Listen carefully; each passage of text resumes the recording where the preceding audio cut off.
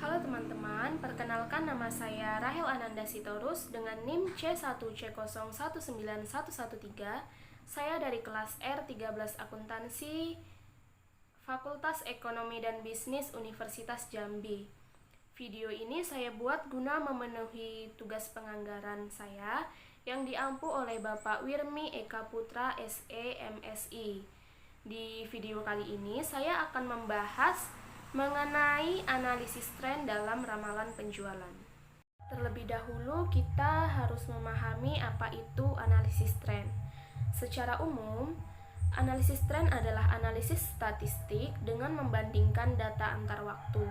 Analisis tren juga merupakan suatu metode analisis yang ditujukan untuk melakukan suatu estimasi atau peramalan pada masa yang akan datang. Di dalam analisis tren terdapat beberapa metode untuk perhitungan. Yang pertama yaitu ada metode garis tren secara bebas, yaitu menggambarkan tren dengan metode bebas ini cukup dengan mengamati sebaran data, bisa diketahui kecenderungan garis tren dari pola data tersebut. Nah, kelebihan dari metode garis tren ini adalah sangat mudah dan sederhana dalam pembuatannya. Tetapi metode ini juga memiliki kelemahan, yaitu kelemahannya metode ini dalam menarik garis tren dari sebaran data sangat subjektif. Metode yang kedua yaitu metode tren dengan metode setengah rata-rata, yaitu bergerak membuat tren garis dengan cara mencari rata-rata kelompok. Rumus perhitungannya yaitu Y sama dengan nilai tren periode tertentu, A itu nilai rata-rata kelompok 1, B sama dengan sigma X2 dikurang sigma X1 dibagi N, di mana N adalah jumlah periode antara sigma X2 dan sigma X1. Cara ini untuk berusaha menghilangkan subjektivitas seperti pada metode bebas. Selanjutnya metode yang ketiga yaitu ada metode tren kuadrat terkecil. Garis tren dalam metode ini diperoleh dengan cara menentukan persamaan garis yang mempunyai jumlah terkecil dari kuadrat selisih data asli dengan data pada garis tren. Nah, metode kuadrat terkecil ini adalah metode yang paling banyak digunakan dalam analisis deret berskala untuk peramalan bisnis. Nah, rumus perhitungannya yaitu Y sama dengan A ditambah BX, B sama dengan N sigma XY dikurang sigma XY per N sigma X2 dikurang sigma X kuadrat, A sama dengan sigma Y per N dikurang B sigma X per N. Dimana dalam hal ini Y sama dengan adalah nilai dari ramalan dengan tren, A adalah nilai tetap atau konstanta atau nilai Y pada X sama dengan 0, B itu kemiringan atau perubahan nilai Y dari waktu ke waktu, dan X adalah periode waktu ke waktu.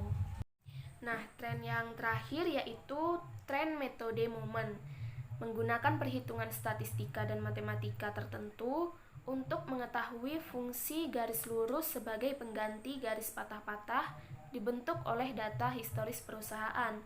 Rumus perhitungannya Y sama dengan A ditambah BX, sigma Y sama dengan NA ditambah B sigma X, sigma XY sama dengan A sigma X ditambah B sigma X kuadrat. Di mana dalam hal ini Y sama dengan peramalan menggunakan tren, sigma Y itu jumlah periode atau interval kali A ditambah jumlah nilai X kali B, sigma XY sama dengan A dikali jumlah nilai X ditambah B dikali jumlah nilai X, dan N adalah jumlah data. Selanjutnya, agar bisa lebih memahami lagi, di sini saya sajikan contoh perhitungan salah satu metode dari analisis tren. Dalam hal ini, saya akan lebih mengkhususkan untuk membahas analisis time series dengan metode kuadrat terkecil yang dibagi dalam dua kasus, yaitu kasus data genap dan kasus data ganjil. Sebelum kita masuk ke kasus data genap dan kasus data ganjil ini, sebaiknya kita terlebih dahulu mengetahui secara umum persamaan garis linier dari analisis time series, yaitu Y sama dengan A ditambah BX. Oke, berikut saya sajikan contoh kasus untuk yang data ganjil terlebih dahulu. Di sini telah disajikan tabel volume penjualan barang X dalam ribuan unit tahun 1995 sampai dengan 2003. Di tabel itu terlihat ada kolom tahun, penjualan, X, XY, dan X kuadrat. Langsung saja ke penyelesaiannya. Untuk mencari nilai A dan B adalah sebagai berikut. A itu penjualan dibagi dengan jumlah tahun, yaitu jumlah penjualannya kita lihat 2640 dibagi jumlah tahunnya dari tahun 1995 sampai 2003 itu ada 9 tahun, jadi dibagi 9. Maka dapatlah hasilnya 273,33. Lalu untuk mencari nilai B itu XY dibagi jumlah XY dibagi dengan jumlah X kuadrat, yaitu 775 dibagi 60, dapatlah 12,92. Nah, kita ingat tadi persamaan garis linier itu kan Y sama dengan A ditambah BX.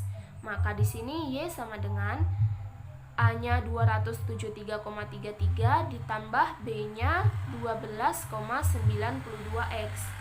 Nah, dengan menggunakan persamaan tersebut, dapat diramalkan penjualan pada tahun 2010 adalah Y sama dengan 273,33 ditambah 12,92 dikali X, yang dimana X untuk tahun 2010 adalah 11. Kenapa 11? Itu kita lihat pada kolom X. Tahun 2002 X-nya 3, 2003 X-nya 4, 2004 X-nya 5, sampai tahun 2010 dapatlah X-nya 11.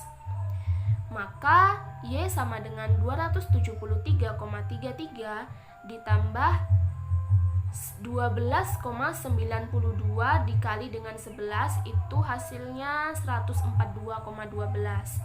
Maka Y sama dengan 273,33 ditambah 142,12, dapatlah hasilnya 415,45. Nah, artinya penjualan barang X pada tahun 2010 diperkirakan sebesar 415.450 unit. Nah, selanjutnya kita ke contoh yang kedua, yaitu contoh untuk kasus data yang genap. Di sini disajikan tabel sama tabelnya dengan yang data ganjil tadi. Tabel volume penjualan barang X dalam ribuan unit tahun 1995 sampai dengan 2002.